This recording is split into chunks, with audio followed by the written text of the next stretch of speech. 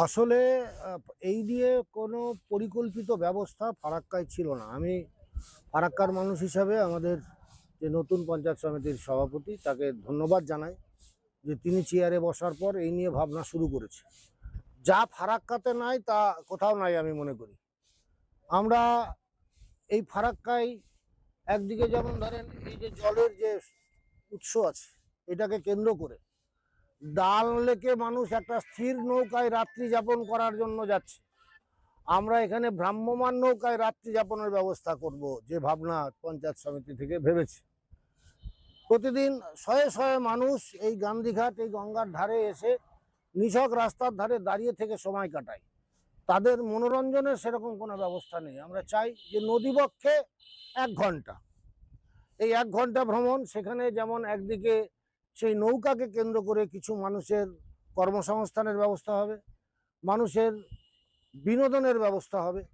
ঠিক এর পাশাপাশি পঞ্চায়েত সমিতির যে ভাবনা সেটা হচ্ছে ফারাক্কাকে একটা ট্যুরিস্ট স্পট হিসাবে ঘোষণা করে এবং কি কি আছে ফারাক্কায় এর সার্বিক একটা মানচিত্র তৈরি করে আন্তর্জাতিক যে ট্যুরিজম ম্যানেজমেন্টের যে সমস্ত ব্যবস্থা আছে সেই ব্যবস্থায় আমরা বিশ্বের কাছে তুলে ধরতে চাই।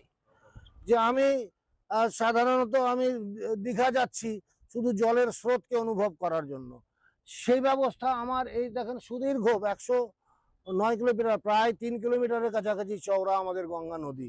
মানুষ এখানে কেন আসবে না? আমরা কাশ্মীর যাচ্ছি ঝুলন্ত আপেল দেখার জন্য, কেন কাশ্মীরের মানুষ ফারাক্কার ঝুলন্ত লিচু দেখার জন্য আসবে না? আমরা সুন্দরবন যাচ্ছি, আমরা কেন বাগডাবরা ফরেস্ট যাব না? বাগডাবরা ফরেস্টকে কেন্দ্র করে সেখানে পঞ্চায়েত সমিতির পক্ষ থেকে যেটা তো তারা সিদ্ধান্ত নিয়েছে আর কি, যে ওখানে কিছু কটেজের ব্যবস্থা করা হবে, নিশি যাপন, বনে এক রাত্রি সেখানে কাটানো, সেই আনন্দ।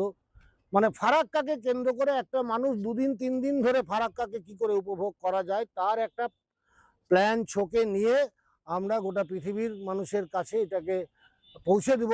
এবং একদিকে যেমন গোটা মানুষ ফারাক্কা ব্যারেজের জন্য ফারাক্কাকে গোটা বিশ্ব চিনে, সেটা আলাদা কথা, তার বাইরেও যে আরও কিছু ফারাক্কায় আছে সেই বিষয়টা আমরা পৃথিবীর মানুষের কাছে তুলে ধরতে চাই। যে ভাবনা এই পঞ্চায়েত সমিতি ভেবেছে, আমি আবারও তাদেরকে সাধুবাদ জানাই।